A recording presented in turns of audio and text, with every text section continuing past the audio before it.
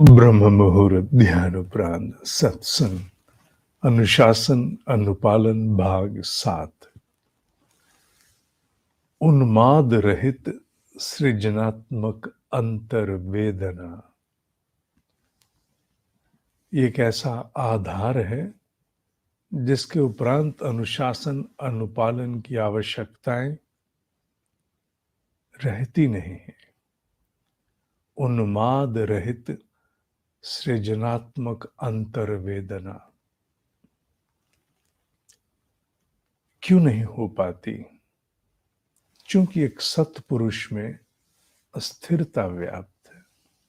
सत्पुरुष साधक सत्पुरुष है और उसके कुछ कारणों पर उल्लेख चल रहा।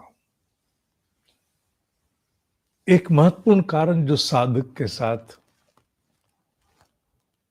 अस्थिरता का स्रोत बनता, वो अनुभूतियों के प्रति एक विशेष अभिरुचि है। होनी भी स्वाभाविक है, गलत नहीं है, कदापि गलत नहीं है, पर अनुभूतियों के स्वरूप को अपनी पात्रता से पूर्व, पात्रता विकसित होने से पूर्व कल्पना के आधार पर विचार करना और भिन्न भिन्न प्रकार के सुने हुए, कहीं और से सुने अवतरण की कामना करना, कल्पना करना, ये अस्थिरता का बहुत बड़ा कारण बन जाता है। अभी पात्रता उतनी विकसित नहीं हुई होती और सुना सुनाया भी होता है कुछ, और बहुत कुछ ऐसा जिसकी आशा लगा के बैठते हैं कि मुझे भी अनुभूतियां होंगी, या कभी कोई एकाध हो भी गई और उस स्तर की अनुभूतियां सतत प्राप्त ना होने के कारण एक मौन संशय भीतर जन्म लेता है। मौन संशय, हाँ, उसकी पहचान जल्दी से नहीं होती है, अनआइडेंटिफाइड रहता है। वो साधक के मन में अपनी ही साधना के प्रति मौन संशय जल्दी से पहचान में नहीं आता, पर वो भीतर अस्थिरता का बहुत बड़ा कारण बनता है। अपने साधना के प्रति मौन संशय, और जिसका मुख्य कारण अनुभूतियों के प्रति एक आशा है। मैंने पहले कह दिया वो गलत नहीं है, पर एक स्तर तक पात्रता विकसित होने से पूर्व कल्पना जगत से उधार ली गई आशा अस्थिरता को साधक में जन्म देती है। तो मौन संशय को किस प्रकार समाप्त किया जाए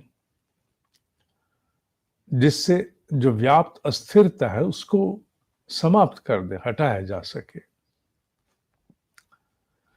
इसके 3 तरीके हैं जो आप यदा कदा करते भी रहते हैं, और उसे अगर और सघन करेंगे तो निश्चित रूप से लाभ प्राप्त होगा।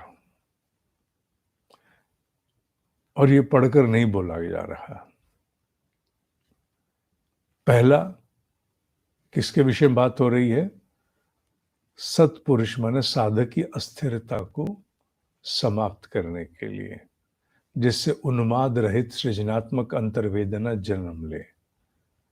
बात हो रही है अनुभूतियों के प्रति एक ललक, एक कल्पना जो अस्थिरता को जन्म देती है, और उस अस्थिरता से बचने का मार्ग और अनुभूतियों को भी लाने का एक मार्ग है। अनुभूतियां कब किसे कितनी प्राप्त होंगी ये तो कहना बड़ा कठिन है, क्योंकि पात्रता के निर्माण में अनेकों बार कार्य बहुत प्रकार के संस्कारों के स्तर पर चल रहा होता है। तो ये कदापि नहीं कह सकते। ब्रह्म ऋषि की बात छोड़ दो, मैं सामान्य व्यक्ति की बात कर रहा हूं, मुझ जैसे आदमी। नहीं पता लग सकता कि किसे अनुभूतियां प्राप्त होने में कितना समय लगेगा, पर हाँ, ये मार्ग है जिससे होकर के स्थिरता और अनुभूति दोनों प्राप्त होने की संभावनाएं तीव्र हो जाती हैं। पहला, सतत आत्म मूल्यांकन आप करते भी रहते होंगे। दूसरा, आत्मग्लानि वाला आत्म मूल्यांकन नहीं, आत्म मूल्यांकन। दूसरा, आत्म मूल्यांकन से प्राप्त जो भी कुछ ज्ञात हुआ उसके परिष्कार हेतु तप तप निरंतर चलता रहे तो बहुत उत्तम है, बहुत उत्तम है। निरंतर जितना आप, अंग्रेजी का शब्द है अफोर्ड कर सको, उतना जरूर चलना चाहिए तप। और तीसरा है प्राणायाम। प्राणायाम का अर्थ ये नहीं लेना कि नासिका को बंद किधर से करना किधर से खोलना, ना।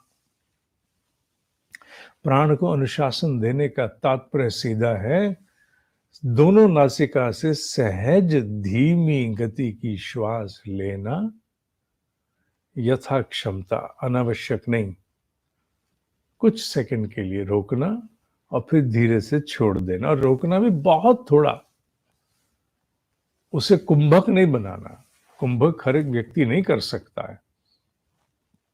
और फिर अगली श्वास लेना, बहुत धीमे से ये क्रम चलता रहे, धीरे से श्वास जाए जैसे हम ध्यान के आरंभ में करते हैं, बिल्कुल यथावत चलता चाहिए।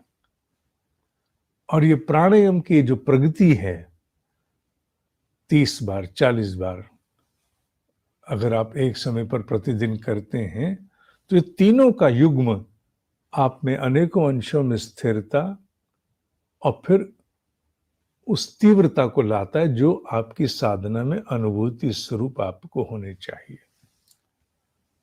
और अनुभूति आवश्यक नहीं कि वो साधना में आपको कुछ हो, वो बोध रूप भी हो सकती है। अपितु मैं कहूंगा कि जितनी अनुभूतियां बोध परक होती हैं, कुछ समझ में आना आरंभ हो जाता है, वो ज्यादा महान है। मेरे अनुसार वो अधिक महान है। बोध स्वरूप की अर्थात भीतर की समझ का विकास होना, कुछ ऐसी बातों का ज्ञान हो जाना जो कहीं ना देखी ना सुनी ना पढ़ी पर पता लग गई, वो अनुभूति किसी और अनुभूति से जिसकी सामान्य कल्पना करते हैं, देव शक्ति इत्यादि, उससे कहीं बड़ी है, मैं ऐसा मानता हूं। अतः इन तीनों के द्वारा आत्म मूल्यांकन, सतत तप और प्राणायाम, इनके द्वारा साधना जो भी चल रही उसमें तीव्रता आएगी, इसमें कोई संदेह नहीं है। अनुभूति किसे कब क्या प्राप्त होगी ये तो मैं नहीं कहता, पर तीव्रता होगी। और निश्चित रूप से आपके सोचने के ढंग तो बदल ही जाते हैं, सोचने के ढंग बदल जाते हैं साधक के, इसमें कोई संदेह नहीं है। इस पर विचार करना, और संभव हो तो प्राणायाम को और तप को निरंतरता अवश्य देना, किसी न किसी रूप में, छोटे से छोटा रूप जो अफोर्ड कर सको। ठीक है, आज विदुर नीति का 7:30 बजे सत्संग है। ओम ही सत्य है, ओम ही सत्य है, ओम ही सत्य है।